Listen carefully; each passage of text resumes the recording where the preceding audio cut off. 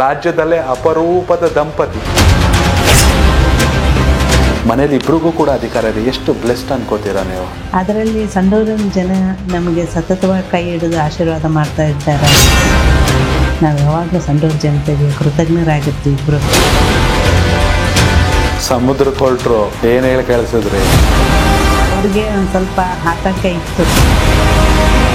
ಜನಸೇವೆ ಮಾಡಲಿಕ್ಕೆ ಏನು ಮುಖ್ಯ ಸರ್? ಜನನ, ಗುಣನ, ಹಣನ? ಸರ್ಕಾರದ ಕೆಲಸ ದೇವ್ರ ಕೆಲಸನೇ ಅಂತಲ್ಲ. ಮನೆ ಒಳಗೂ ರಾಜಕೀಯ ಚರ್ಚೆ ನಡೀತಾ ನಿಮ್ಮಿಬ್ರು ನಡುವೆ? ಪರ್ಸೆಲಾಗಿ ಮಾತಾಡಿದ್ರು ಅದೇ ಮಾತೆ, ಪಾರ್ಲಿಮೆಂಟಲ್ಲಿ ಮಾತಾಡಿದ್ರು ಅದೇ ಮಾತೆ. ಫಸ್ಟ್ ಇವರೇ ಕನ್ವಿನ್ಸ್ ಮಾಡಿದ್ರ ಅಥವಾ D K sir, Siddaramaiah sir? ಎಲ್ಲ ನಾಯಕರು ಕೂಡ ನನಗೆ ಕನ್ವಿನ್ಸ್ ಮಾಡಿದ್ರು ನೀವೇ ಆಗಬೇಕು ಅಂತ. ರಾಜಕೀಯ ಗುರುಗಳು ಮಾರ್ಗದರ್ಶಕರಾದ ಸಂತೋಷ್ ಲಾಡ್ ಅವರು ಕೂಡ ನಮಗೆ ಬೆಂಬಲವನ್ನು ಸೂಚಿಸಿದ್ರು. ಮಾಜಿ ಮುಖ್ಯಮಂತ್ರಿಗಳ ಮಕ್ಕಳೇ ಗೆಲ್ಲಕ್ಕೆ ಆಗ್ತಾ ಇಲ್ಲ. ರಾಜಕೀಯ ತುಂಬಾ ಬದಲಾಗೋಗಿದೆ. ಸಿದ್ದರಾಮಯ್ಯ ಸಾಹೇಬರು ನಮ್ಮ ಮಾವರು ಇಬ್ಬರು ಬ್ಯಾಟ್ಸ್ಮೇಟ್ಸ್. ಅವರು ಮೈಸೂರಿನಲ್ಲಿ ಯಂಗ್ಸ್ಟರ್ಸ್ ರಾಜಕೀಯಕ್ಕೆ ಬರಬೇಕಾ? ಇಂದಿನ ಇತಿಹಾಸವನ್ನು ಇಟ್ಕೊಂಡ್ರೆ ಅವರು ಕೂಡ ಮುಂದಿನ ದಿನ ಒಳ್ಳೆ ಇತಿಹಾಸ ಸೃಷ್ಟಿಕಂತ ಖಂಡಿತ ಸಕ್ಸಸ್ ಆಗ್ತಾರೆ ಇಟ್ಕೊಂಡು. ಹೆಣ್ಣು ಮಕ್ಳಿಗೆ ಏನು ಹೇಳಲಿಕ್ಕೆ ಇಷ್ಟಪಡ್ತೀರಾ? ಬರೀ 4 ಗೋಡೆಗಳ ಮಧ್ಯೆ ಇದ್ದು ಅವರ ಜೀವನವನ್ನು ಮುಗಿಸ್ತಕ್ಕಂಥ ಕಾಲ ಮುಗೀತು. ಮನೆಯೊಳಗೆ ಮಿನಿ ಸೆಷನ್ ನಡೆದು ಬಿಡುತ್ತೆ. ಆಗಿಲ್ಲ ಅಂದ್ರೆ ಜಗಳ ಮಾಡ್ತಾಳೆ, ಇದು ಮಾಡಲೇಬೇಕಪ್ಪ. ಅಡುಗೆ ಮರ್ತೋಗಿದ್ಯಾ? ಅಡುಗೆ ಮಾಡೋದು, ಬಂದವ್ರಿಗೆ ಬಡಿಸೋದು ನನಗೆ ಅತ್ಯಂತ ಪ್ರಿಯವಾದ ಕೆಲಸ. ಒಂದೇ ಒಂದು ಮಾತು ಹೇಳ್ತೀನಿ, ಒಂದು 20 ಊಟ ಕಡಿಮೆ ಆದರೂ ತಿಂತಿಲ್ಲ, ಮಕ್ಕಳನ್ನ ಗ್ರ್ಯಾಜುಯೇಟ್ ಮಾಡಿರಿ ಅಂತ ಒಂದು ಜೀವನ ಯುವ ಜನಾಂಗ ಮಾಡಿಕೊಂಡ್ರೆ ಖಂಡಿತ ಸಾಧ್ಯ ಆಗಲ್ಲ.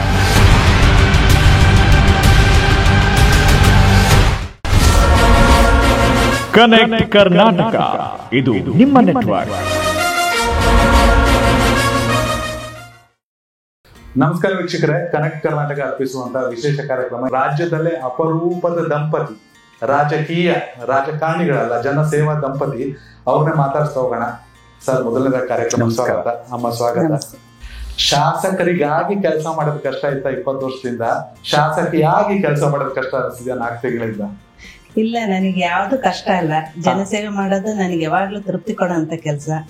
ಅವರು 4 ಬಾರಿ ಶಾಸಕರಾದಾಗ ಕೂಡ ನಾನು ಅಷ್ಟೇ ಈ ಒಂದು ಜವಾಬ್ದಾರಿನ ಅಷ್ಟೇ ಸರಾಗವಾಗಿ ನಿಭಾಯಿಸಿದ್ದೀನಿ. ನಿರಂತರವಾಗಿ ಜನಸಂಪರ್ಕದಲ್ಲಿ ನಾನು ಇರೋದ್ರಿಂದ, ಜನರ ಒಡನಾಟ ನನಗಿರೋದ್ರಿಂದ, ಈಗ ಶಾಸಕಿಯಾಗಿ ನನಗೆ ಸ್ವಲ್ಪ ಓಡಾಟ ಹೆಚ್ಚಾಗಿರ್ಬೋದು. ಅದು ಬಿಟ್ರೆ ಜನರ ಜೊತೆಗೆ ಬೆರೆಯೋದು, ಅವ್ರ ಸಮಸ್ಯೆಗಳನ್ನ ಆಲಿಸೋದು ನನಗೇನು ಹೊಸ್ತಲ್ಲ. ಇದು ಮೊದ್ಲಿಂದ ನಾನು ಮಾಡ್ಕೊಂಡ್ ಬಂದಿರೋದೆ. ನನಗೇನಂತ ಹೊಸ ಜವಾಬ್ದಾರಿ ಸ್ವಲ್ಪ ಜಾಸ್ತಿ ಆಗಿದೆ. ಅದು ಬಿಟ್ರೆ ನನಗೇನಂತ ವ್ಯತ್ಯಾಸ ಕಾಣ್ತಾ ಇಲ್ಲ. ಸರ್, ರಾಜ್ಯ ರಾಜಕಾರಣಕ್ಕೂ ರಾಷ್ಟ್ರ ರಾಜಕಾರಣಕ್ಕೂ ಏನ್ ಸರ್ ವ್ಯತ್ಯಾಸ? ಖಂಡಿತವಾಗ್ಲೂ ನಾನು 2008ರಲ್ಲಿ ಮೊದಲನೇ ಬಾರಿ ಶಾಸಕನಾದಾಗ ಯಾವುದೇ ಹಿಂದೆ ರಾಜಕೀಯ ಅನುಭವ ಇರಲಿಲ್ಲ. ಅಲ್ಲಿಂದ ನಾನು ಶುರು ಮಾಡಿದೆ. ರಾಜಕೀಯ ಗುರುಗಳಾಗಿರ್ತಕ್ಕಂಥ ಸಂತೋಷ್ ಲಾಡ್ ಸಾಹೇಬರು ಅವರು 2004ರಲ್ಲಿ ಮೊದಲನೇ ಬಾರಿ ಶಾಸಕರಾಗಿ ಚುನಾಯಿತರಾದ್ಮೇಲೆ ಅವರು ಯಾವ ಥರ ಸಮಾಜ ಸೇವೆ ಮಾಡಬೇಕು ಏನು ಅಂತೇಳಿ ಆಲ್ರೆಡಿ ಅವರು ನಾಂದಿಯನ್ನಾಗಿದ್ರು. ಅವರ ಮಾರ್ಗದರ್ಶನದಂತೆ ಎಲ್ಲ ಸಂಡೂರಿನ ಜನತಿನ ಆಶೀರ್ವಾದದೊಂದಿಗೆ ನಾನು ಕೂಡ ನನ್ನ ಬಾಲ್ಯ ಜೀವನದಲ್ಲಿ ನಾನು ಕಂಡಂಥ ಒಂದು ಕಷ್ಟಗಳು, ಅನುಭವಿಸಿದಂಥ ಒಂದು ದಿನಗಳನ್ನ ಎಳೆಯಾಗಿ ಅದನ್ನು ನಾನು ಜನರಿಗೆ ಮುಟ್ಸೋಂಥ ಕೆಲಸ ಮಾಡಬೇಕು ಅಂತಂತೇಳಿ ಅವತ್ತೇನು ಪ್ರಮಾಣ ವಚನ ನಾನು ಮಾಡಿದೆ, ಅವತ್ತೇ ತೀರ್ಮಾನ ಮಾಡಿದೆ. ನಂಜುಂಡಪ್ಪ ವರದಿ ಪ್ರಕಾರ ಅತ್ಯಂತ ಹಿಂದುಳಿದ ತಾಲೂಕನ್ನು ಇಡೀ ಹೈದರಾಬಾದ್ ಕರ್ನಾಟಕ ವ್ಯಾಪ್ತಿನಲ್ಲಿ ನಾನು ಮೊದಲನೇ ಸ್ಥಾನಕ್ಕೆ ತರಬೇಕು ಅಂತೇಳಿ ಒಂದು ಪ್ರಯತ್ನವನ್ನು ಮಾಡಿ 2008ರಿಂದ 4 ಬಾರಿ ಶಾಸಕನಾಗಿ, ಈಗ ಸಂಸದನಾಗಿ ಇವತ್ತು ಇಡೀ ನಮ್ಮ ಬಳ್ಳಾರಿ ಜಿಲ್ಲೆಯಲ್ಲಿ ಮೂಲಭೂತ ಸೌಕರ್ಯಗಳನ್ನ ಕೊಡೋದ್ರಲ್ಲಿ, ರಸ್ತೆ ಇರ್ಬೋದು, ಆರೋಗ್ಯ, ಶಿಕ್ಷಣ ಇರ್ಬೋದು, ಜೊತೆಗೆ ಇವತ್ತು ಕ್ಲಿನಿಕ್ ಆನ್ ವೀಲ್ ಅಂತ ಒಂದು ಮಾತೃವಾದ ಕಾರ್ಯಕ್ರಮನ ನಾನು ಜನರಿಗೋಸ್ಕರ ಮನೆ ಮನೆಗೆ ಆರೋಗ್ಯ ಕೊಡ್ತಕ್ಕಂಥ ಒಂದು ಕಾರ್ಯಕ್ರಮ ಒಂದು ತೃಪ್ತಿ ತಂದಿದೆ. ಇವತ್ತು ರಾಜ್ಯ ರಾಜಕಾರಣದಲ್ಲಿ ಇವತ್ತು ಇದನ್ನು ನಾನು ಜನರಿಗೆ ಮುಟ್ಸೋಂಥ ಕೆಲಸ ಮಾಡಿದ್ದೀನಿ. ಇವತ್ತು ರಾಷ್ಟ್ರ ರಾಜಕಾರಣದಲ್ಲಿ ನಾನೇನು ಜೂನ್ನಲ್ಲಿ ಇವತ್ತು ಸಂಸದನಾಗಿ ಆಯ್ಕೆ ಆದೆ. ನಿಜವಾಗ್ಲೂ ಇದು ನದಿ ಆಯಿತು, ಅದು ಸಮುದ್ರ ಆಯಿತು. ಇವತ್ತು ಕಷ್ಟ ಸಮುದ್ರದಲ್ಲಿ ಅನಿಸ್ತಿದ್ಯಾ ಸಮುದ್ರದಲ್ಲಿ ಕಷ್ಟ ಏನಿಲ್ಲ. ಓಕೆ ಅದು ಕೂಡ ಒಂದು ದೊಡ್ಡ ಅನುಭವ. Yes sir. ಬೆಳಿಲಿಕ್ಕೆ ಅವಕಾಶ ಇದೆ. ರಾಷ್ಟ್ರ ರಾಜಕಾರಣದಲ್ಲಿ ಅನೇಕ ಇವತ್ತು ಭಾಷೆಗಳು ಬರ್ತಾರೆ, ಅನೇಕ ಪ್ರಾಂತಗಳು ಬರ್ತಾರೆ, ಅಲ್ಲಿಂದ ಸಂಸದರು ಬರ್ತಾರೆ. ಅವರ ಒಂದು ವ್ಯೂಸ್ ಅದೆಲ್ಲ ಪಾರ್ಲಿಮೆಂಟ್ ಅಲ್ಲಿ ಪ್ರೆಸೆಂಟ್ ಮಾಡ್ತಾ ಇರ್ತಾರೆ. ಹೆಚ್ಚಿನ ಮಟ್ಟದಲ್ಲಿ ಬೆಳಿಲಿಕ್ಕೆ ಅವಕಾಶ ಆಯಿತು. ಜೊತೆಗೆ ನಾನು ಕೂಡ ಒಬ್ಬ ಮಾಸ್ಟರ್ ಡಿಗ್ರಿ ಗ್ರ್ಯಾಜುಯೇಟ್ ಇರೋದ್ರಿಂದ ಇವತ್ತು ದೇಶಕ್ಕೆ ಈಗ ರಾಜ್ಯಕ್ಕೆ ಮೊದಲಿಂದ ಕೂಡ ಇಲ್ಲಿ ನಮ್ಮ ಹೈದರಾಬಾದ್ ಬೀದರ್ಲಿಂದ ನಮ್ಮ ಚಾಮರಾಜನಗರ ಮಠ ನಾವು ಎಲ್ಲರೂ ಕೂಡ ಜನರ ಸಮಸ್ಯೆನ ಆಲಿಸಿದ್ವಿ. ಅದನ್ನು ನಾವು ರೆಪ್ರೆಸೆಂಟ್ ಮಾಡ್ತಾ ಇದ್ವಿ. ಜಮ್ಮು ಕಾಶ್ಮೀರದಿಂದ ಇವತ್ತು ಕನ್ಯಾಕುಮಾರಿ ಮಠ ಇವತ್ತು ನಾವು ಅಲ್ಲಿ ಬೆಳಕು ಚೆಲ್ತಾ ಇರ್ತಾರೆ. ಅದನ್ನು ಗಮನದಲ್ಲಿ ಇಟ್ಕೊಂಡು ಇವತ್ತು ಏನಾದರೂ ಮಾಡ್ಬೋದಲ್ಲ ಅಂತ ರಾಷ್ಟ್ರ ರಾಜಕಾರಣಕ್ಕೆ ಹೋಗಿರ್ತಕ್ಕಂಥದ್ದು ನನಗೆ ಖುಷಿಯಾಗಿದೆ. ಅದನ್ನು ನಾನು ಇಷ್ಟೇನೆ ಇವತ್ತು ಏನು ಶಾಸಕರಾಗಿ ಇವತ್ತು ಸಂಡೂರಿನಿಂದ ಆಯ್ಕೆ ಆಗಿದ್ದಾರೆ, ಆ ಲೆಗೆಸಿನ ಆ ಒಂದು ಸಂಡೂರಿನ ಅಭಿವೃದ್ಧಿನ ಮುಂದರ್ಸ್ಕೊಂಡು ಹೋಗ್ತಾರೆ. ಜೊತೆಗೆ ಇವತ್ತು ನಾನು ಒಬ್ಬ ಅನುಭವಸ್ಥ ಆಗಿ ಮುಂದಿನ ದಿನಗಳಲ್ಲಿ ರಾಷ್ಟ್ರ ರಾಜಕಾರಣದಲ್ಲಿ ರಾಷ್ಟ್ರಕ್ಕೋಸ್ಕರ ಏನಾದರೂ ಒಂದು ಮಾಡಬೇಕು ಅಂತ ಆಸೆ ಇದೆ. ಇವತ್ತು ಕಳಿಸಿದರೆ ಈ ಒಂದು ವಿಶ್ವಾಸನ ಮುಗಿಸಂತ ಕೆಲಸ ದೇವ್ರು ಮಾಡಲಿ ಅಂತೇಳಿ ಪ್ರಾರ್ಥನೆಯನ್ನು ಮಾಡ್ಕೊಂತೀನಿ. ಸರ್ ಖಂಡಿತವಾಗ್ಲು ಮೇಡಮ್ ಸೆಲೆಕ್ಟ್ ಆಗ್ತಿದ್ದಂಗೆ ನೀವು ಫಸ್ಟ್ ಕೊಟ್ಟಂತ ಅವ್ರಿಗೆ ಸಜೆಷನ್ ಏನು, ಅವರು ಡೆಲ್ಲಿಗೆ ಹೊರಡ್ತಿದ್ದಂಗೆ ನೀವು ಹೇಳಿದಂತ ಕಿವಿ ಮಾತೇನು? ಖಂಡಿತ ಇವತ್ತು ಏನು ಸ್ವಾತಂತ್ರ್ಯ ದಿನಗಳಲ್ಲಿ ಇವತ್ತು ಏನು ಒಂದು ಲೆಗಸಿ ಇದೆ, ಸಂಡೂರಿನ ಒಂದು ಇತಿಹಾಸ ಇದೆ, ಹಿಸ್ಟ್ರಿ ಏನಿದೆ ಅದನ್ನು ಮುಂದುವರ್ಸ್ಕೊಂಡು ಹೋಗಬೇಕು. ಯಾವುದೇ ಕಾರಣಕ್ಕೂ ಪ್ರೀತಿ ಅಭಿಮಾನ ವಿಶ್ವಾಸ ಇಟ್ಟಂಥ ನಮ್ಮ ಸಂಡೂರು ಜನತೆಗೆ ಯಾವತ್ತಿಗೂ ಕೂಡ ಭಗವಂತ ಎಷ್ಟು ಕೊಟ್ಟಿದ್ದಾನೆ ಅಂತ ಒಂದು ಸೇವೆ ಕೊಟ್ಟಿದ್ದಾನೆ ನಮಗೆ. ಅದನ್ನು ಮುಟ್ಸೋಂಥ ಕೆಲಸ ಪ್ರಾಮಾಣಿಕವಾಗಿ ಮಾಡ್ಕೊಂಡು ಹೋಗಬೇಕು ಅಂತೇಳಿ ನಾನು ಜಸ್ಟ್ ಕಿವಿ ಮಾತು ಹೇಳಿದ್ದೀನಿ. ಯಾಕಂದರೆ ಅಧಿಕಾರ ಯಾರಿಗೂ ಶಾಶ್ವತವಲ್ಲ. ಅಧಿಕಾರದಲ್ಲಿ ಹೆಸರು ಮಾಡಿರ್ತಕ್ಕಂಥದ್ದು ಶಾಶ್ವತ. ಅಂಥ ಒಂದು ಅಧಿಕಾರದಲ್ಲಿ ಒಂದು ಹೆಸರು ಮಾಡೋಂಥ ಕೆಲಸ ಮಾಡಿಕೊಡುವಂತ ನಾನು ರಿಕ್ವೆಸ್ಟ್ ಮಾಡಿದ್ದೇನೆ. ಕಿವಿ ಮಾತು ಕೂಡ ಹೇಳಿದ್ದೇನೆ. ಸಮುದ್ರಕ್ಕೆ ಹೊರಟ್ರು ಏನ್ ಹೇಳಿ ಕಳಿಸಿದ್ರಿ? ಅಲ್ಲ, ಅವ್ರಿಗೆ ಒಂದ್ ಸ್ವಲ್ಪ ಆತಂಕ ಇತ್ತು. ಯಾಕಂದ್ರೆ ಕ್ಷೇತ್ರ ಬಿಟ್ಕೊಡೋದ್ರ ಬಗ್ಗೆ, ಆಮೇಲೆ ಇಲ್ಲಿ ನಮ್ಮ ಕ್ಷೇತ್ರ ಜನರು ಅವ್ರಿಗೆ ತೋರಿಸಿದಂತ ಒಂದು ಅಪರಿಮಿತವಾದ ಪ್ರೀತಿ ಏನಿತ್ತು, ಅವ್ರಿಗೂ ಸ್ವಲ್ಪ ಹೋಗೋದಕ್ಕೆ ಕಷ್ಟ ಆಯ್ತು. ಯಾಕಂದ್ರೆ ನನ್ನ ಕ್ಷೇತ್ರ ಬಿಟ್ಟು ನಾನು ಮತ್ತೆ ದೊಡ್ಡ ವ್ಯಾಪ್ತಿ ಲೋಕಸಭೆ ಅನ್ನೋದು, ಈ ದೊಡ್ಡ ವ್ಯಾಪ್ತಿಗೆ ಹೋಗ್ತಾ ಇದ್ದೀನಿ. ನನ್ನ ಕ್ಷೇತ್ರ ಜನ ನನ್ನನ್ನು ವಿಶ್ವಾಸ ಇಟ್ಟು 4 ಬಾರಿ ಸತತವಾಗಿ ಗೆಲ್ಸೋದಂದ್ರೆ ಅದು ಸುಲಭದ ಮಾತಲ್ಲ. ಇವ್ರು ಮಾಡಿದಂಥ ಅಭಿವೃದ್ಧಿ ಕೆಲಸಗಳಿಗೆ ಜನರು ನಂಬಿಕೆ ಇಟ್ಟು ಅವರನ್ನು ಆರಿಸಿ ಕಳಿಸಿರ್ತಕ್ಕಂಥದ್ದು. ನನಗೂ ಕೂಡ ಯಾವುದೇ ನಿರೀಕ್ಷೆ ಇರಲಿಲ್ಲ ನಾವು ಶಾಸಕಿ ಆಗ್ತೀವಿ ಅಂತಂದು. ಇದು ಅನಿರೀಕ್ಷಿತವಾಗಿ ನನಗೆ ಒಲ್ದು ಬಂದ ಭಾಗ್ಯ. ಎಲ್ಲ ಕಡೆಗೆ ಸಮೀಕ್ಷೆ ಮಾಡಿಸಿದಾಗ ಇಲ್ಲ, ಅವರು ಶ್ರೀಮತಿಯವರು ಎಲ್ಲ ಗೊತ್ತು, ಅವರಿಗೆ ತಾಲೂಕಿನ ಎಲ್ಲ ಸಮಸ್ಯೆಗಳ ಬಗ್ಗೆ ಗೊತ್ತು. ಹಾಗೇನೆ ಎಲ್ಲ ಫಸ್ಟ್ ಇವರೇ ಕನ್ವಿನ್ಸ್ ಮಾಡಿದ್ರ ಅಥವಾ D K sir Siddaramaiah sir ಕರೆ ಮಾಡಿದ್ರೆ ಹೇಗಾಯ್ತು? ಇಲ್ಲ ನೀವೇ ನಿಂತ್ಕೋಬೇಕು ಅಂತ? ಇಲ್ಲ, ಮೊದಲು ಎಲ್ಲ ನಾಯಕರು ಕೂಡ ನನಗೆ ಕನ್ವಿನ್ಸ್ ಮಾಡಿದ್ರು ನೀವೇ ಆಗ್ಬೇಕು ಅಂತ. ಯಾಕಂದ್ರೆ ಸಮೀಕ್ಷೆಗಳ ಪ್ರಕಾರ ಅವರಿಗೆ ಎಲ್ಲ ನಮ್ಮ ನಾಯಕರು ನಮ್ಮ ಕಾರ್ಯಕರ್ತರೆಲ್ಲ ನನ್ನ ಹೆಸರನ್ನೇ ಸೂಚಿಸಿರೋದ್ರಿಂದ ನಮ್ಮ ಮನೆಯವರು ನನಗೆ ಒಪ್ಪಿಸಿದ್ರು. ಇಲ್ಲ, ಇಷ್ಟು ದಿನ ನಾವು ಜನಸೇವೆ ಮಾಡಿದ್ದೀವಿ, ಇದನ್ನು ಮುಂದುವರ್ಸೋಂಥ ಒಂದು ಅವಕಾಶ ಜನರು ಮತ್ತೊಮ್ಮೆ ನಮಗೆ ಕೊಡ್ತಾ ಇದ್ದಾರೆ ಅಂದರೆ ಯಾಕೆ ಬೇಡ ಅನ್ನೋದು. ಹಾಗೇನೆ ನಮ್ಮ ಮೇಲೆ ತುಂಬ ನಿರೀಕ್ಷೆಗಳು ಇಟ್ಕೊಂಡಿದ್ದಾರೆ ಜನ, ನಮ್ಮ ಕುಟುಂಬದ ಮೇಲೆ. ಯಾಕಂದ್ರೆ ಇಷ್ಟು ಒಂದು ಅಭಿವೃದ್ಧಿ ಕೆಲಸ ನಾವು ಇವತ್ತೇನು ಮುಂದುವರ್ಸ್ಕೊಂಡು ಹೋಗಿದ್ವಿ, ಮತ್ತೆ ಅದನ್ನ ಮುಂದುವರ್ಸ್ಕೊಂಡು ಹೋಗೋದಕ್ಕೆ ಒಬ್ಬ ಸಮರ್ಥವಾದ ಒಬ್ಬ ವ್ಯಕ್ತಿನೇ ಬೇಕಾಗುತ್ತೆ. ನಾನು ಯಾವಾಗ್ಲೂ ಇವ್ರ ಜೊತೆಗಿದ್ದು ಇವರ ಒಂದು ಏನ್ ದಿನಚರಿಯನ್ನು ಸಂಪೂರ್ಣವಾಗಿ ಗಮನಿಸ್ತಾನೆ ಇರ್ತೀನಿ. ಏನ್ ಕೆಲಸ ಮಾಡ್ತಾ ಇದಾರೆ, ಯಾವ ಕೆಲಸ ಎಲ್ಲಿವರೆಗೂ ಬಂತು ಅಂತಕ್ಕಂಥದ್ದು ನನಗೆ ಅದ್ರ ಸಂಪೂರ್ಣ ಅರಿವಿರೋದ್ರಿಂದ ನೀನೇ ಆಗ್ಬೇಕು ಅಂತಕ್ಕಂಥದ್ದು ನಮ್ಮನೆಯವ್ರ ಆಸೆ ಆಗಿತ್ತು. ಅದಕ್ಕೆ ಇಡೀ ನಮ್ಮ ಕುಟುಂಬದ ಸಹಕಾರ ಕೂಡ ಇತ್ತು. ಎಲ್ಲರೂ ಸೇರಿ ನನಗೆ ತುಂಬ ಸಹಕಾರವನ್ನು ಕೊಟ್ಟರು. ನಮ್ಮ ಹಿರಿಯ ನಾಯಕರೆಲ್ಲರೂ ನನಗೆ ಹೇಳಿದ್ರು. ಹಾಗೇನೆ ನಮ್ಮ ರಾಜಕೀಯ ಗುರುಗಳು ಮಾರ್ಗದರ್ಶಿಗಳಾದ ಸಂತೋಷ್ ಲಾಡ್ ಅವರು ಕೂಡ ನಮಗೆ ಬೆಂಬಲವನ್ನು ಸೂಚಿಸಿದ್ರು. ಯಾಕಂದ್ರೆ ಇವತ್ತು ನಾನು ಅವರಿಬ್ಬರು ಮಾರ್ಗದರ್ಶನದಲ್ಲಿ ನಮ್ಮ ಕ್ಷೇತ್ರದ ಅಭಿವೃದ್ಧಿ ಕೆಲಸಗಳನ್ನು ಮಾಡ್ತಕ್ಕಂಥದ್ದು. ಅಕಸ್ಮಾತ್ ನನಗೇನೋ ಗೊತ್ತಾಗಿಲ್ಲ ಯಾವ್ದಾದ್ರು ಇಲಾಖೆದ ಕೆಲವೊಂದು ಸಮಸ್ಯೆ ಬಗ್ಗೆ ಅಂದ್ರೆ ನಾನು ಅವ್ರಿಗೆ ಕೇಳ್ತೀನಿ, ಅವರಿಬ್ಬರು ಕುತ್ಕೊಂಡು ನನಗೆ ಮಾರ್ಗದರ್ಶನ ಮಾಡ್ತಾರೆ. ಅದರಿಂದ ನನಗೆ ಈ ಕೆಲಸ ಮಾಡೋದ್ರಲ್ಲಿ ತುಂಬಾ ಖುಷಿ ಇದೆ. ಆಮೇಲೆ ಯಾವ್ದೇ ಆತಂಕ ಇಲ್ಲ, ನನಗೆ ಆರಾಮಾಗಿ ನಡ್ಸ್ಕೊಂಡು ಹೋಗ್ತೀನಿ. ಇಲ್ಲ, ಖಂಡಿತ ಒಳ್ಳೇದಾಗಿ. ಮೇಡಮ್, ಕಳೆದ 4 ತಿಂಗಳಿಂದ ಅಡಿಗೆ ಮರ್ತೋಗಿದ್ದೆ, ತೊಗರಿ ಬೇಳೆ ಮರ್ತೋಗಿದ್ದೆ, ಬರೀ ತೋರಣಗಲ್ಲು ಬೋಮ್ಗಟ್ಟ ಸುತ್ತಾಟಗಳ ಜಾಸ್ತಿ ಆಗಿದೆ ಹೇಗೆ? ಇಲ್ಲ, ನನಗೆ ಅಡಿಗೆ ಮಾಡೋದು ಮತ್ತೆ ಬಂದವ್ರಿಗೆ ಬಡಿಸೋದು ನನಗೆ ಅತ್ಯಂತ ಪ್ರಿಯವಾದ ಕೆಲಸ. ಹೌದು, ನೋಡಿದ್ವಿ ಬೆಳಗ್ಗೆ. ಅದ್ರಲ್ಲೇ ನಾನು ತೃಪ್ತಿ ಪಡ್ತೀನಿ. ಆದ್ರೂ ನನ್ನ ಮಕ್ಕಳು ಮತ್ತೆ ನಮ್ಮ ಮನೆಯವರು ನನ್ನ ಅಡಿಗೆ ಮಿಸ್ ಮಾಡ್ಕೊಂತಿರ್ತಾರೆ. ಆದ್ರೂ ನನ್ಗೆ ಯಾವಾಗ ಸಮಯ ಸಿಗುತ್ತೆ ಅದನ್ನ ಮಾತ್ರ ನಾನು ಮಿಸ್ ಮಾಡಲ್ಲ. ನನ್ನ ಮಕ್ಕಳಿಗೆ ಮತ್ತೆ ನಮ್ಮ ಮನೆಯವರಿಗೆ ಮತ್ ನನ್ನ ಫ್ರೆಂಡ್ಸ್ಗೆ, ಆಮೇಲೆ ನಮ್ಮ ಮನೆಗ್ ಬಂದು ಎಲ್ಲ ಬಂಧು ಬಳಗದವ್ರು ಕೂಡ ಕೇಳ್ತಿರ್ತಾರೆ, ಎಲ್ಲರೂ ಕೇಳ್ತಿರ್ತಾರೆ, ಇಲ್ಲ ನಿನ್ನ ಅಡಿಗೆ ನಾವು ಬಹಳ ಮಿಸ್ ಮಾಡ್ಕೊಂತೀವಿ ಅಂತ.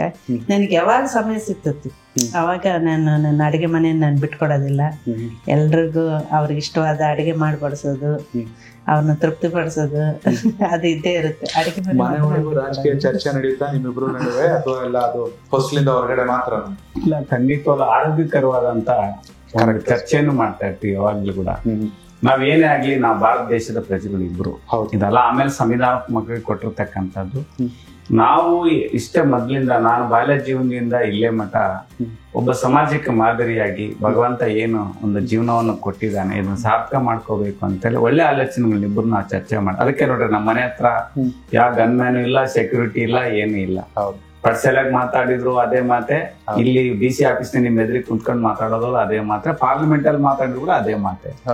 ಸೊ ಹಿಂಗಾಗಿ ನಮಗೆ ಯಾವಾಗ್ಲೂ ಕೂಡ ನಾವು ಪಾಸಿಟಿವ್ ಥಾಟ್ಸ್ ಇಂಥದ್ದು ನಾವು ಚರ್ಚೆ ಮಾಡ್ತಾ ಇದ್ವಿ.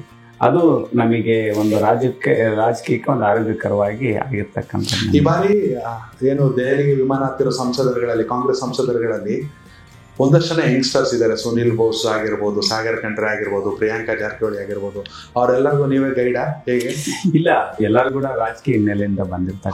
ಎಲ್ಲರೂ ಕೂಡ ಈಗ ನಮ್ಮ ಸಿಸ್ಟರ್ ಆಗಿರ್ತಕ್ಕಂಥ ಪ್ರಿಯಾಂಕಾ ಜಾರಕಿಹೊಳಿ ಅವರು ಕೂಡ ಸಚಿವರಾಗಿರ್ತಕ್ಕಂಥವ್ರು. ಅವ್ರ ತಂದೆಯವರು ನಾವೆಲ್ಲ ಸಮಕಾಲಿಕರು. ಅವರು 4 ಬಾರಿ ಆಗಿದ್ದಾರೆ, ನಾನು 4 ಬಾರಿ. ಈಶ್ವರ್ ಖಂಡ್ರೆ ಕೂಡ ನಾವು ಅಟ್ ಎ ಟೈಮ್ ಎಂಟ್ರಿ ಆಗಿರೋರು. ಸೊ ಹಿಂಗಾಗಿ ರಾಜಕೀಯ ಹಿನ್ನೆಲೆ ಇರೋದ್ರಿಂದ ಸೇಮ್ ಹೆಂಗೆ ನಮ್ಮ ಪೂರ್ಣ ಅವರು ಹೆಂಗ್ ಬಂದ್ರಲ್ಲ ಹಂಗೆ ಸ್ವಲ್ಪ ಹಿನ್ನೆಲೆಯಿಂದ ಇರೋದ್ರಿಂದ ನಮ್ಮ ರಾಜ್ಯಕ್ಕೆ, ನಮ್ಮ ದೇಶಕ್ಕೆ, ನಮ್ಮ ಇದಕ್ಕೆ ಏನಿದೆ ಅಂತೆಲ್ಲ ಒಂಥರ ಡಿಸ್ಕಸ್ ಮಾಡ್ಕೊಂಡ್ಬಿಟ್ಟು ನಾವೆಲ್ಲರೂ ಕೂಡ ಪಾರ್ಲಿಮೆಂಟ್ ಅಲ್ಲಿ ನಾವು ಪಾರ್ಟಿಸಿಪೇಟ್ ಮಾಡ್ತಾ ಇದ್ದೀವಿ. ಮೇಡಮ್, ಇನ್ನೊಂದು ಪ್ರಶ್ನೆ ಕೇಳಬೇಕನ್ನಿಸ್ತು. ಮಾಜಿ ಮುಖ್ಯಮಂತ್ರಿಗಳ ಮಕ್ಕಳೇ ಗೆಲ್ಲಕ್ ಆಗ್ತಾ ಇಲ್ಲ, ರಾಜಕೀಯ ತುಂಬಾ ಬದಲಾಗೋಗಿದೆ. ನೀವು ಶುರು ಮಾಡಿದ ದಿನದ ರಾಜಕೀಯಕ್ಕೂ ಇವತ್ತಿನ ರಾಜಕೀಯಕ್ಕೂ ತುಂಬಾ ವ್ಯತ್ಯಾಸ ಇದೆ. ಮನೇಲಿ ಇಬ್ರಿಗೂ ಕೂಡ ಅಧಿಕಾರ ಇದೆ. ಎಷ್ಟು ಬ್ಲೆಸ್ಡ್ ಅನ್ಕೋತೀರಾ ನೀವು? ನಿಜವಾಗ್ಲೂ ಬ್ಲೆಸ್ಡ್. ಇವತ್ತು ಕೋಟ್ಯಾನುಗಟ್ಲೆ ಕೋಟ್ಯಾಧೀಶ್ವರ ಶ್ರೀಮಂತರು ಇವತ್ತು ರಾಜಕೀಯದಾಗ ಅವರ ಒಂದು ಅಸ್ತಿತ್ವ ಕಂಡ್ಕೊಳಕ್ ಆಗದೆ ಇರ್ತಕ್ಕಂಥ ದಿನಮಾನಗಳು ಇವತ್ತು. ಅದರಲ್ಲಿ ಸಂಡೂರಿನ ಜನ ನಮಗೆ ಸತತವಾಗಿ ಕೈ ಹಿಡಿದು ಆಶೀರ್ವಾದ ಮಾಡ್ತಾ ಇದ್ದಾರೆ ಅಂತಂದ್ರೆ ನಾವು ಯಾವಾಗಲೂ ಸಂಡೂರು ಜನತೆಗೆ ಕೃತಜ್ಞರಾಗಿರ್ತೀವಿ ಇಬ್ರು, ನಾವು ಮತ್ತು ಮಾನ್ಯ ಸಂಸದರು. ಯಾಕಂದ್ರೆ ಅವ್ರು ಕೊಟ್ಟಂತ ಒಂದು ಪ್ರೀತಿ, ವಿಶ್ವಾಸ, ನಮ್ಮ ಮೇಲೆ ಇಟ್ಟಂತ ನಂಬಿಕೆ, ನಿರೀಕ್ಷೆಗಳನ್ನ ನಾವು ಸಂಪೂರ್ಣವಾಗಿ ಅವರಿಗೆ ತಲುಪಿಸ್ತಕ್ಕಂಥ ಕೆಲಸ ಮಾಡ್ತಾ ಇದ್ವಿ. ಅವ್ರೇನು ನಿರೀಕ್ಷೆಗಳನ್ನ ಇಟ್ಟಿದ್ರು ನಮ್ಮ ಮೇಲೆ, ಅವನ್ನ ಪ್ರಾಮಾಣಿಕವಾಗಿ ಪ್ರಯತ್ನ ಮಾಡಿ ಅವನ ನಿರೀಕ್ಷೆಗಳನ್ನ ಪೂರೈಸ್ತಕ್ಕಂಥ ಕೆಲಸವನ್ನು ನಾವಿಬ್ರು ಮಾಡ್ತಾ ಇದ್ವಿ. ಅದಕ್ಕೆ ಇವತ್ತು ಜನ ಇವತ್ತಿಗೂ ನಮ್ಮನ್ನ ಕೈ ಬಿಡದೆ ನಡೆಸ್ತಾ ಇದ್ದಾರೆ ಜನ. ಅದಕ್ಕೆ ನಾವು ಬ್ಲೆಸ್ಡ್ ಅಂತ ಹೇಳ್ತೀವಿ ಇಬ್ರು. ನಿಮ್ಮ ಕುಟುಂಬವನ್ನ ಪರಿಚಯಿಸೋದಾದ್ರೆ, ನಿಮ್ಮ ಮಕ್ಕಳು ರಾಜಕೀಯಕ್ಕೆ ಬರೋರಿದಾರ. ಚೇತನಾ ಮೇಡಮ್ ಹೆಸರು ಕೇಳಿ ಬರ್ತಿತ್ತು ಮೊನ್ನೆ ಬೈ ಎಲೆಕ್ಷನ್ ಟೈಮಲ್ಲೇ. ನಿಮ್ಗೆ ಡಿಕ್ಲೇರ್ ಆಗಕ್ ಮುಂಚೆ ಹೇಗೆ ಪರಿಚಯ ಮಾಡ್ಕೊಡ್ತೀರಿ ರಾಜ್ಯದ ಜನರಿಗೆ? ಅಲ್ಲ, ಅವಳಿಗೆ ಮೊದ್ಲಿಂದನೂ ಸ್ವಲ್ಪ ರಾಜಕೀಯದಲ್ಲಿ ಆಸಕ್ತಿ. ಅವಳೊಬ್ಳಿಗೆ ಬಿಟ್ರೆ ಅಡ್ವೊಕೇಟ್, ಅವರು ಈಗ ಅಡ್ವೊಕೇಟ್ ಆಗಿ ಕೆಲಸ ಮಾಡ್ತಾರೆ. ನಮಗೆ ಈ ಒಂದು ಆಡಳಿತದ ವಿಷಯದಲ್ಲಿ ನನಗೂ ಮತ್ತು ಅವ್ರ ತಂದೆಯವರು ಕೂಡ ಅವರು ಸಲಹೆಗಳು ಕೊಡ್ತಾ ಇರ್ತಾರೆ. ಕೆಲವೊಂದು ಏನಾದ್ರೂ ಬದಲಾವಣೆ ಮಾಡ್ಬೇಕು, ಆಡಳಿತದಲ್ಲಿ ವಿಷಯದಲ್ಲಿ ಕೆಲವೊಂದು ಬದಲಾವಣೆಗಳು. ಯಾಕಂದ್ರೆ ಈಗಿನ ಯುವ ಜನರ ಬೇಡಿಕೆ ಏನಂತ ನಮ್ಗೆ ಗೊತ್ತಿರಲ್ಲ. ತುಂಬಾ ಏಜ್ ಗ್ಯಾಪ್ ಆಗಿರುತ್ತೆ, ಒಂದು ಜನರೇಷನ್ ಗ್ಯಾಪ್ ಇದೆ. ಈಗಿನ ಯುವಕರು ಏನು ನಿರೀಕ್ಷೆ ಮಾಡ್ತಾ ಇದ್ರು ಒಬ್ಬ ರಾಜಕಾರಣಿಯಿಂದ, ಅವ್ರು ಏನು ನಮ್ಮಿಂದ ಬಯಸ್ತಾ ಇದ್ದಾರೆ ಅನ್ನೋದು ನಮ್ಗೆ ಗೊತ್ತಾಗಲ್ಲ. ಯಾಕಂದ್ರೆ ನಾವು ಒಂಥರ ಮನೆ ಯಜಮಾನರಾಗಿ ಒಂದು ಪ್ರಬುದ್ಧತೆಯಿಂದ ಆಲೋಚನೆ ಮಾಡ್ಬೇಕಾಗ್ತೈತಿ. ಹಂಗಂತಂದೇಳಿ ಬರೀ ನಮ್ಮ ಒಂದು ವಯೋಮಾನದವ್ರನ್ನೇ ನಾವು ತೃಪ್ತಿ ಪಡಿಸೋದಕ್ಕಾಗೋದಿಲ್ಲ. ಯುವಕರನ್ನು ಕೂಡ ಇವತ್ತು ನಾವು ನಮ್ಮ ಜೊತೆ ಕರ್ಕೊಂಡು ಹೋಗ್ಬೇಕಾಗಿದೆ. ಯಾಕಂದ್ರೆ ದೇಶ ಕಟ್ಟ ಕೆಲಸದಲ್ಲಿ ಯುವಕರು ಬೇಕಾಗ್ತಾರೆ ಇವತ್ತು, ಯುವತಿಯರು. ಹಾಗೇನೆ ನಮ್ಮ ವಯೋಮಾನದವರು, ಅವ್ರಿಗೆ ಮಾರ್ಗದರ್ಶನ ಮಾಡಿಕೊಂಡು ನಾವು ಮುಂದೆ ಕರ್ಕೊಂಡು ಹೋಗ್ತಕ್ಕಂಥ ಜವಾಬ್ದಾರಿ ನಮ್ಮ ಮೇಲೆ. ಅವರ ಒಂದು ಯುವ ಜನಾಂಗದ ಪ್ರತಿನಿಧಿಯಾಗಿ ಅವಳು ನಮಗೆ ಸಲಹೆ ಕೊಡ್ತಿರ್ತಾಳೆ. ಹಾ. ಈಗಿನ ಯುವಕರ ಆದ್ಯತೆ ಇದೆ, ಅದಕ್ಕೆ ತಕ್ಕಂಗೆ ನೀವು ಯೋಜನೆಗಳು ಮಾಡ್ರಿ ಅಂತ ಅವರ ಮನೆಯೊಳಗೆ ಮಿನಿ ಸೆಷನ್ ನಡೆದು ಬಿಡುತ್ತೆ. ಆಗಿಲ್ಲ ಅಂದ್ರೆ ಜಗಳ ಮಾಡ್ತಾಳೆ. Okay, okay, okay. ಇದು ಮಾಡ್ಲೇಬೇಕಪ್ಪ. ಈಗಿನ ಅವ್ರ ಅಪ್ಪಾಜಿ ಕೆಲವೊಂದು ಇಷ್ಟ ಆಗಲ್ಲ, ಹಾ. ಯುವಕರ ಕೆಲವೊಂದು ಬೇಡಿಕೆಗಳು ಹಂಗೆಲ್ಲ ಏನಮ್ಮ ಅದೆಲ್ಲ ಮಾಡಬಾರ್ದಂತ. ಇಲ್ಲಪ್ಪ, ಈಗಿನ ಹುಡುಗರು ಬಯಸದೆ ಅದನ್ನ ದಯಮಾಡಿ ನೀವು ಇದ್ ಮಾಡ್ಕೊಡ್ರಿ ಅಂತ ಹೇಳ್ತಾರೆ. ಯಾಕಂದ್ರೆ ಅವ್ರ ಏಜ್ ಗ್ಯಾಪ್ ತುಂಬಾ ಇದೆ. ನಾನು ಹೇಳಿದ್ನಲ್ಲ ಜನರೇಷನ್ ಗ್ಯಾಪ್ ಅಂತೇಳಿ. ಆವಾಗ ಒಪ್ಪಿಸ್ತಾಳೆ, ಈಗಿನ ಯುವಕರಿಗೆ ಇದೆಲ್ಲ ಬೇಕು, ಅದೆಲ್ಲ ಮಾಡ್ಕೊಡ್ರಿ ಅಂತಕ್ಕಂಥದ್ದು ಅಂತ ತುಂಬಾ ಸಲಹೆಗಳು ಕೊಡ್ತಾಳೆ. ಏನಾದ್ರೂ ಅಭಿವೃದ್ಧಿ ವಿಷಯದಲ್ಲಿ ಸಾಕಷ್ಟು ನಮ್ಗೆ ಅವಳು ಗೈಡ್ ಮಾಡ್ತಾಳೆ ಕೆಲವೊಂದ್ಸಲ. ಆಮೇಲೆ ಕಾನೂನು ಸಮಸ್ಯೆಗಳು ಏನಾದ್ರೂ ಇದ್ರೆ ಸ್ವತಃ ಅವಳು ಕಾನೂನು ಒಬ್ಬ ವಿದ್ಯಾರ್ಥಿ ಆಗಿರೋದ್ರಿಂದ ಈಗಾಗ್ಲೇ ಅವಳು ತನ್ನ ಇದು ವೃತ್ತಿ ಜೀವನ ಶುರು ಮಾಡಿದ್ದಾಳೆ. ಸಲಹೆಗಳು ಕೊಡ್ತಾಳೆ. ಸಕ್ರಿಯವಾಗಿ ರಾಜಕಾರಣಕ್ಕೆ ಬರೋಕೆ ಅವಳಿಗೆ ತುಂಬಾ ಇಷ್ಟ ಇದೆ. ನೋಡೋಣ ಮುಂದೆ ನಾವು 3 ಮಕ್ಕಳಿಗೆ ಕೂಡ ಅವ್ರ ಜೀವನದಲ್ಲಿ ಏನಾಗ್ಬೇಕಂತ ಅವ್ರಿಗೆ ಬಿಟ್ಬಿಟ್ಟಿದೀವಿ. ಒಂದು ಹಂತದವರೆಗೆ ಅವ್ರನ್ನ ತಂದು ನಿಲ್ಸಿದೀವಿ. ವಿದ್ಯಾಭ್ಯಾಸ ಕೊಡ್ಸಿದ್ವಿ, ಎಲ್ಲ ಅವ್ರಿಗೆ ಏನ್ ಬೇಕೋ ಅದೆಲ್ಲ ಮಾಡ್ಕೊಟ್ಟಿದ್ವಿ. ಮುಂದಿನ ಭವಿಷ್ಯ ಅವರು ರೂಪಿಸ್ಕೊಂಡು. ಮಗನ ಬಗ್ಗೆ ಹೇಳೋದಾದ್ರೆ ಖಂಡಿತ ನಮ್ದು ಇಷ್ಟೇನೆ. ನಾನು ಹೆಂಗೆ ಒಂದು ಗ್ರೌಂಡ್ ಲೆವೆಲ್ ಇಂದ ಇಲ್ಲೇ ಮಟ್ಟ ಬಂದಿದ್ದೀನಿ. ಸೊ ಆ ಒಂದು ಹಾದಿಗಳನ್ನ ನಾನು ಮಾದರಿಯಾಗಿ ಇಲ್ಲಡೆ ಬಾಲ್ಯ ಜೀವನದೆಲ್ಲ ಮಗನಿಗೆ ಹೇಳಿದ್ದೀನಿ. ಆ ನಿಟ್ಟಿನಲ್ಲಿ ಕೂಡ ಒಂದು ಯೋಚನೆ ಮಾಡ್ತಾ ಇದ್ದಾನೆ. ಈಗ ಆಲ್ರೆಡಿ ಅದ್ರ ಕಾರ್ಯಪ್ರವೃತ್ತ ಆಗಿದ್ದಾನೆ. ನಾನು ಇಷ್ಟೇ ಹೇಳ್ತೀನಿ ಮಗಿಗೆ, ಇವತ್ತೇನು ನನ್ನ ಹಾದಿಗಳು ಯಶಸ್ವಿನ ಹಾದಿಗಳಾಗಿದ್ದಾವೆ. ನಾನು ಮಗಿಗೆ ಹೇಳೋದಿಷ್ಟೇನೆ, ನನ್ನ ಹಾದಿಯಲ್ಲೇ ತಾವು ಸಾಗಿ ಯಶಸ್ವಿನ ಜೀವನ, ಯಶಸ್ವಿನ ದಡ ಸೇರ್ಲಿ ಅಂತೇಳಿ ನಾನು ಕಿವಿ ಮಾತನ್ನು ಹೇಳ್ತಾ ದೇವರಲ್ಲಿ ಕೂಡ ನಾನು ಪ್ರಾರ್ಥನೆಯನ್ನು ಮಾಡಿ. ಕೊನೆಯದಾಗಿ ಒಂದೇ ಒಂದು ಪ್ರಶ್ನೆ ನಿಮ್ಮಿಬ್ಬರಿಗೆ, ಕೇವಲ ಜನಪ್ರತಿನಿಧಿಗಳನ್ನ ಹೊರತಾಗಿ ಇವತ್ತಿನ ಯುವ ಸಮುದಾಯಕ್ಕೆ, ಅಂದ್ರೆ ಎಸ್ಪೆಷಲಿ ಗಂಡ ಹೆಂಡತಿಗೆ ಒಂದು ಆದರ್ಶ ದಂಪತಿಯಾಗಿ ಬದುಕಲಿಕ್ಕೆ ಏನ್ ಟಿಪ್ಸ್ ಸರ್? ಖಂಡಿತ ಭಗವಂತ ಎಲ್ಲ ಕೊಟ್ಟಿದ್ದಾನೆ. ಇವತ್ತು ನೋಡಿ, ಭಗವಂತ ಎಲ್ಲ ಕೊಟ್ಟಿದ್ದಾನೆ. ಇವತ್ತು ಪ್ರಕೃತಿನಲ್ಲಿ ಬೆಳಕು ಕೊಟ್ಟಿದ್ದಾನೆ, ಉಸಿರಾಡಕ್ಕೆ ಗಾಳಿ ಕೊಟ್ಟಿದ್ದಾನೆ, ಇವತ್ತು ಒಳ್ಳೆಯ ಒಂದು ಪರಿಸರವನ್ನು ಕೊಟ್ಟಿದ್ದಾನೆ. ಇವತ್ತು ನಾವು ಕೋವಿಡ್ ಬಂದಲ್ಲಿ ನೋಡ್ಬೋದು ಎಂತೆಂಥ ಪರಿಸ್ಥಿತಿನ ನಾವೆಲ್ಲರೂ ಅನುಭವಿಸಿದೀವಿ ಅಂತೇಳಿ. ಇವತ್ತು ಒಂದು ಸಾಹೃದಯ ಅಂದ್ರೆ ಒಂದು ಒಳ್ಳೆಯ ಒಂದು ಹೃದಯ ಇಟ್ಕೊಂಡು ನಾವೆಲ್ಲರೂ ಕೂಡ ಮುಂದಿನ ಗುರಿ ಇಟ್ಕೊಂಡು ಸಾಧನೆ ಮಾಡಿದ್ರೆ ಖಂಡಿತವಾಗ್ಲೂ ನೆಮ್ಮದಿಯಾಗಿ ಜೀವನ ಮಾಡಲಿಕ್ಕೆ ಸಾಧ್ಯ ಆಗ್ತದೆ, ಸಂತೋಷವಾಗಿರ್ತಾರೆ. ಅಂತ ಒಂದು ಜೀವನ ಯುವ ಜನಾಂಗ ಮಾಡ್ಕೊಂಡ್ರೆ ಖಂಡಿತ ಸಾರ್ಥಕ ಆಗುತ್ತೆ. ಅಂದ್ರೆ ಒಳ್ಳೆಯ ಆಲೋಚನೆಗಳು, ಒಳ್ಳೆಯ ಪಾಸಿಟಿವ್ ಥಾಟ್ಸ್, ಒಂದು ಗುರಿ ಸಾಧನೆ. ಇವತ್ತು ನಾವೇನು ಹಿಂದೆ ಗುರುಗಳ ಒಂದು ಶಿಕ್ಷಣದಿಂದ ಜೊತೆಗೆ ಇವತ್ತು ನಾವೇನು ಭಾರತದ ಒಂದು ಇತಿಹಾಸ ತಿಳ್ಕೊಂಡು ನಾವೇನು ಮಾಡಿದ್ವಿ, ಹಂಗೆ ಭಾರತದ ಪ್ರಜೆನೂ ಆಗ್ತಾರೆ, ಒಳ್ಳೆಯ ಒಂದು ಯುವಕರು ಕೂಡ ಆಗ್ತಾರೆ. ಆ ನಿಟ್ಟಿನಲ್ಲಿ ಮಕ್ಕಳು ಕಾರ್ಯೋನ್ಮುಖರಾಗಬೇಕು ಅಂತಂತೇಳಿ ನಾನು ಮನವಿಯನ್ನ ಮಾಡ್ತೇನೆ. ಇವೆಲ್ಲ ಇತ್ತು ಅಂದ್ರೆ ನೆಗೆಟಿವ್ ಥಾಟ್ಸ್ ನ ಬಿಟ್ರೆ ಜೀವನ ಬಿಡಿ ಸಮರಸವೇ ಜೀವನ ಆಗುತ್ತೆ. ಖಂಡಿತ. ಈಗ ನೀವು ಯುವ ಜನರಿಗೆ ಒಂದು ಸಂದೇಶ ಅಂತ ಹೇಳಿದ್ರೆ, ನಾನು ಯುವ ಜನರಿಗೆ ಒಂದು ಕಿವಿ ಮಾತು ಹೇಳೋದಕ್ಕೆ ಬಯಸ್ತೀನಿ. ಯಾರೋ ಬಂದು ನಮ್ಮ ಬದುಕು ಬದಲಾಯಿಸ್ತಾರೆ ಅಂತೇಳಿ ನಿರೀಕ್ಷೆ ಮಾಡ್ತಾ ಕೂಡದೆ, ನಮ್ಮ ಸ್ವಂತ ರೆಕ್ಕೆಗಳು ಏನಿದಾವೆ, we have to fly with our own wings. Correct. ಅದನ್ನ ನೀವು ನಂಬಿಕೆ ಇಡ್ರಿ. ಹಾಗೆ ಸರ್ಕಾರದಿಂದ ಸಾಕಷ್ಟು ಸೌಲಭ್ಯಗಳನ್ನ ಈಗಿನ ಯುವ ಜನತೆ ಕೊಡ್ತಾ ಇದ್ದಾರೆ. ಅದನ್ನ ತಾವು ಬಳಸ್ಕೊಂಡು ಜೀವನದಲ್ಲಿ ಮೇಲೆ ಬರತಕ್ಕಂತ ಕೆಲಸವನ್ನ ಮಾಡ್ರಿ. ಈಗ ನಾನು ಯುವ ಜನತೆಗೆ ಹೇಳ್ತಾ ಇರ್ತೀನಿ, ಸಾಕಷ್ಟು ಚಿಕ್ಕ ವಯಸ್ಸಿನಿಂದನೇ ಏನೇನೋ ದುರಭ್ಯಾಸಗಳನ್ನ ಕಲ್ತಿರ್ತಾರೆ. ಆಮೇಲೆ ಮೊದ್ಲು ತಂದೆ ತಾಯಿಗಳಿಗೆ ಗೌರವ ಕೊಡೋದು ಕಲೀರಿ. ಈಗ ಮನೆಯ ಮೊದಲ ಪಾಠಶಾಲೆ ಅಂತ ಹೇಳ್ತಾರೆ. ಮೊದ್ಲು ನಮ್ಮ ಮನೆಯಿಂದ ಶುರುವಾಗಿ ಏನು ಒಂದು ಬದಲಾವಣೆ ಅಂತಕ್ಕಂಥದ್ದು ಮಕ್ಕಳಲ್ಲಿ ಚಿಕ್ಕ ವಯಸ್ಸಿನಿಂದನೇ ಅವ್ರ ತಲೆಯಲ್ಲಿ ಜಾತಿಗಳ ಬಗ್ಗೆ ತುಂಬೋದು, ದ್ವೇಷದ ಬಗ್ಗೆ ಹೇಳ್ಕೊಡ್ತಕ್ಕಂಥದ್ದು ಮೊದ್ಲು ನಮ್ಮ ಮನೆಯಿಂದ ಶುರುವಾಗ್ಲಿ. ಮಕ್ಕಳನ್ನ ನಮ್ಮ ಸುತ್ತಮುತ್ತಲಿನವ್ರನ್ನ ನಾವ್ ಹೇಗ್ ಪ್ರೀತಿಸ್ಬೇಕು, ಎಲ್ರ ಜೊತೆಗೆ ಹೆಂಗ್ ಹೊಂದಿಕೊಂಡು ಬದುಕ್ಬೇಕು, ಸಮಾಜ ಅಂದ್ರೆ ಏನು, ನಾವೆಲ್ಲರೂ ಒಟ್ಟಿಗೆ ಬದುಕೋದು ಸಮಾಜ, ಈ ತರದ್ದೆಲ್ಲ ಪ್ರಾರಂಭಿಕ ಹಂತದಲ್ಲಿ ನಾವು ಮನೆಯಲ್ಲಿ ಕಲ್ಸೋದನ್ನೇ ಮರಿತಾ ಇದೀವಿ. ಇವತ್ತು ಪೋಷಕರು, ನಾನು ಸುಮಾರು ಜನರನ್ನ ನೋಡ್ತಾ ಇದ್ದೀನಿ, ಬರೀ ಏನಂದ್ರೆ ನನ್ ಮಗ ಸಮಾಜ ಜೊತೆಗೆ ಬೆರಿತಾನೆ ಎಲ್ಲ ಗೊತ್ತಿಲ್ಲ, ಆದ್ರೆ ಅವನು ಉತ್ತಮ ಅಂಕಗಳನ್ನ ಗಳಿಸ್ಬೇಕು. ಅವನು ಫಸ್ಟ್ ರ್ಯಾಂಕ್ ಬರ್ಬೇಕು. ಆಮೇಲೆ ಪಕ್ಕದ ಮನೆ ಜೊತೆಗೆ ಕಂಪೇರ್ ಮಾಡೋದು, ಬೇರೆಯವ್ರ ಜೊತೆಗೆ ನನ್ನ ಮಗನ ಕಂಪೇರ್ ಮಾಡೋದು, ಅದು ಬಿಡ್ರಿ. ನಿಮ್ಮ ಮಕ್ಕಳ ಸಾಮರ್ಥ್ಯ ಏನಿದೆ, ಅವನಲ್ಲಿ ಜನ್ಮಜಾತವಾಗಿ ಬಂದಂತ ಸಾಮರ್ಥ್ಯ ಏನಿದೆ, ಪ್ರತಿಭೆ ಏನಿದೆ, ಅದನ್ನ ಗುರುತಿಸಿ ಅದನ್ನ ಬೆಳೆಸೋದ್ರಲ್ಲಿ ಎಲ್ಲ ತಂದೆ ತಾಯಿಗಳು ಹೆಚ್ಚಿಗೆ ಆಸಕ್ತಿ ವಹಿಸ್ಬೇಕು. ಆಮೇಲೆ ಇವತ್ತಿನ ಯುವಜನತೆ ಏನು ತುಂಬಾ ಎಲ್ಲಾ ಯುವಜನತೆ ಕೆಟ್ಟದಂತಲ್ಲ, ಅವ್ರನ್ನ ನಮ್ಮ ದೇಶದ ಆಸ್ತಿಯನ್ನಾಗಿ ಮಾಡ್ಬೇಕು, ನಮ್ಮ ಸಮಾಜದ ಆಸ್ತಿಯನ್ನಾಗಿ ಹೇಗೆ ರೂಪುಗೊಳಿಸ್ಬೇಕು ಅನ್ನೋದು ಇವತ್ತು ಮರಿತಾ ಇದ್ದಾನೆ. ಯಾಕಂದ್ರೆ ಅವ್ರಿಗೆ ಸರಿಯಾದ ಒಂದು ಮಾರ್ಗದರ್ಶನ ಇಲ್ಲದೆ ಎಷ್ಟೋ ಜನ ಹಾದಿ ತಪ್ತಾ ಇದೆ. ಆ ಮಾರ್ಗದರ್ಶನವನ್ನು ಈಗ ಪೋಷಕರಾಗಿ ಮತ್ತು ಸಮಾಜದ ಎಲ್ಲ ಹಿರಿಯರು ಸೇರಿ ಮಾಡಿದ್ರೆ ನಮ್ಮ ದೇಶದ ಒಂದು ದೊಡ್ಡ ಆಸ್ತಿಯನ್ನು ನಾವು ನಿರ್ಮಾಣ ಮಾಡಬಹುದು. ಇವತ್ತು ನಾವು ಅದನ್ನು ಮರೆತು ಈ ಯುವಕರನ್ನ ನಮ್ಮ ಹಿತಾಸಕ್ತಿಗೋಸ್ಕರ ರಾಜಕೀಯ ನಾಯಕರನ್ನ ಬಳಸ್ಕೊಳೋದು, ಅವ್ರನ್ನ ಯಾವ್ದಾದ್ರು ಗಲಭೆಗಳು ಮಾಡೋದಕ್ಕೆ ಯುವಕರನ್ನ ಬಳಸ್ಕೊಳೋದು, ಅದು ಬಿಟ್ಟು ಅವ್ರಿಗೆ ಉತ್ತಮವಾದ ಮಾರ್ಗದರ್ಶನ ಕೊಟ್ಟು ನಮ್ಮ ದೇಶದ ಆಸ್ತಿಯನ್ನ ಮಾಡಿದ್ರೆ ಅವ್ರಿಗೆ ಬರೀ ನೀವು ಹಿಂಗ್ ಹೋಗ್ರಿ ಇಂತ ಒಂದು ಮಾರ್ಗದರ್ಶನ ಕೊಟ್ಬಿಟ್ರೆ, ಅವ್ರಿಗೆ ಸಲಹೆ ಸೂಚನೆಗಳು ಕೊಟ್ಬಿಟ್ರೆ ಅವ್ರು ಫಾಲೋ ಮಾಡ್ತಾರೆ. ಅದನ್ನ ಅವ್ರ ಮನಸ್ಥಿತಿನ ಅರ್ಥ ಮಾಡ್ಕೊಳ್ಳೋದ್ರಲ್ಲಿ ನಾವು ಎಡುತ್ತಾ ಇದೀವಿ ಅಂತ ಹೇಳಕ್ ನಾನು ಬಯಸ್ತೀನಿ. ಯಾಕಂದ್ರೆ ತುಂಬಾ ಪೋಷಕರಾಗಿರ್ಬೋದು, ನಮ್ಗೆ ಒಂದು ಜನರೇಷನ್ ಗ್ಯಾಪ್ ಇರ್ತೈತಿ, ಸುಮಾರು ಒಂದು 10-15 ವರ್ಷದ ಗ್ಯಾಪ್ ಇರುತ್ತೆ ನಮ್ಗೂ. ಮತ್ತು ನಾವು 15-25 ವರ್ಷ ಗ್ಯಾಪ್ ಇರುತ್ತೆ ನಮ್ಗೂ. ಅಂದ್ರೆ ಅವರ ಬೇಡಿಕೆಗಳು ಏನಂತ ನಮಗ್ ಗೊತ್ತಿರಲ್ಲ, ಅವ್ರ ಏನ್ ನಿರೀಕ್ಷೆ ಮಾಡ್ತಾ ಇದಾರೆ ಅಂತ ನಮಗ್ ಗೊತ್ತಿರಲ್ಲ. ಅದನ್ನ ತಿಳ್ಕೊಂಡು ನಾವು ಸರಿಯಾಗಿ ಅವ್ರಿಗೆ ಮಾರ್ಗದರ್ಶನ ಮಾಡಿದ್ರೆ ಒಂದು ಪೋಷಕರಾಗಿ ಅವ್ರ ನಮ್ಮ ದೇಶದ ಉತ್ತಮ ಪ್ರಜೆ ಆಗ್ತಾರೆ. ಆ ನಿಟ್ಟಿನಲ್ಲಿ ನಾವು ಕೆಲಸ ಮಾಡ್ತಿಲ್ಲ. ಮಕ್ಕಳನ್ನ ಏನಂದ್ರೆ ಬರೀ ಒಂದು ಯಂತ್ರವನ್ನಾಗಿ ಮಾಡ್ಬಿಟ್ಟಿವಿ. ಕರೆಕ್ಟ್. ನಮ್ಮ ಎಕ್ಸ್ಪೆಕ್ಟೇಷನ್ ಏನಂದ್ರೆ ಬಲವಂತವಾಗಿ ಅವ್ರ ಮೇಲೆ ಹೇರ್ತಾ ಇದ್ವಿ.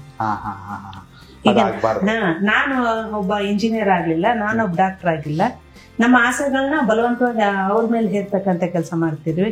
ಅವನಲ್ಲಿರ್ತಕ್ಕಂಥ ಸಾಮರ್ಥ್ಯನ ಪ್ರತಿಭೆನ ಗುರುಸ್ತಕ್ಕಂಥ ಕೆಲಸ ಮಾಡ್ತಾ ಇಲ್ಲ. ಅದು ಆಗ್ಲಿ, ಅದಾದಾಗ ಮಾತ್ರ ಅವನ್ನ ಸ್ವತಂತ್ರವಾಗಿ ಅವನು ಬೆಳೆಯೋದಕ್ಕೆ ಕೊಡ್ಬೇಕು. ನಮ್ಮ ಸಲಹೆ ಮಾರ್ಗದರ್ಶನ ಮಕ್ಕಳಿಗಿರ್ಬೇಕು. Yes, thank you madam. ಇಬ್ರಿಗೂ ಕೂಡ ನಿಮ್ಮ ಇಷ್ಟು ಬಿಸಿ ಸ್ಕೆಡ್ಯೂಲ್ ಅಲ್ಲಿ ನಮ್ಗೆ ಅವಕಾಶ ಮಾಡಿಕೊಟ್ಟಿದ್ದು ಥ್ಯಾಂಕ್ ಯು. ಒಬ್ಬ ಶಾಸಕರನ್ನ ಬೇಕಾದ್ರೆ ನಾವು ಯಾವಾಗಾರು ಸಂದರ್ಶನ ಮಾಡ್ಬೋದು, ಒಬ್ಬ ಸಂಸದರನ್ನ ಯಾವಾಗ ಬೇಕಾದ್ರೆ ಮಾಡ್ಬೋದು, ಆದ್ರೆ ಇಬ್ರನ್ನೂ ಒಟ್ಟಿಗೆ ಮಾಡುವಂತ ಸುವರ್ಣ ಅವಕಾಶ ನಾವೀಗ ಮಾಡಿಕೊಟ್ರಿ. ನಿಜಕ್ಕೂ ಧನ್ಯವಾದ. ಇವತ್ತು ಈ ದಿನ ತಾವೆಲ್ಲರಿಗೂ ಒಂದು ಅವಕಾಶ ಕಲ್ಪಿಸಿ ಇವತ್ತು ಇಬ್ರು ದಂಪತಿಗಳಿಗೆ ನನಗೆ ಸಂಸದರಿಗೂ ಮತ್ತು ಶಾಸಕರಿಗೆ ಈಗ ಒಂದು ಅವಕಾಶ ಮಾಡಿಕೊಟ್ಟಿದ್ರಿ. ಕನೆಕ್ಟ್ ಕರ್ನಾಟಕ ಟಿವಿ ಅವರಿಗೂ ನಿಮ್ಮ ಎಲ್ಲ ಕೊಲೀಗ್ಸಿಗೂ ಕೂಡ ಇವತ್ತು ಹೃತ್ಪೂರ್ವಕ ಧನ್ಯವಾದಗಳನ್ನ ನಾನು ಹೇಳಲಿಕ್ಕೆ ಇಷ್ಟಪಡ್ತೀನಿ. ಎಸ್ ವೀಕ್ಷಕರೇ, ಇದೆ ಇವತ್ತಿನ ವಿಶೇಷ. ಇದು MLA report card, MP report card ಅಲ್ಲ, ಆದರ್ಶ ದಂಪತಿ. ಇಲ್ಲಿ ಬರೀ ರಾಜಕೀಯ ಪಾಠ ಇರಲಿಲ್ಲ, ಇಲ್ಲಿ ಬದುಕಿನ ಪಾಠ ಕೂಡ ಇತ್ತು. ಇವರ ಒಟ್ಟಾರೆ ಸಂದರ್ಶನದ ಸೂಚ್ಯಾರ್ಥ ಏನಂದ್ರೆ, ಕಣ್ಣೀರು ಒರೆಸೋ ಪ್ರಯತ್ನವನ್ನ ಮಾಡ್ತೀವಿ ನಾವಿಬ್ರು ಸೇರಿ, ಕಣ್ಣೀರು ತರಿಸೋ ಪ್ರಯತ್ನವನ್ನ ಯಾವತ್ತೂ ಮಾಡಲ್ಲ ಅಂತ. ನಮಸ್ಕಾರ, ನಾನು ಯೋಗೇಶ್ ಈಶ್ವರ್. ಕನೆಕ್ಟ್ ಕರ್ನಾಟಕ, ಇದು ನಿಮ್ಮ ನೆಟ್ವರ್ಕ್.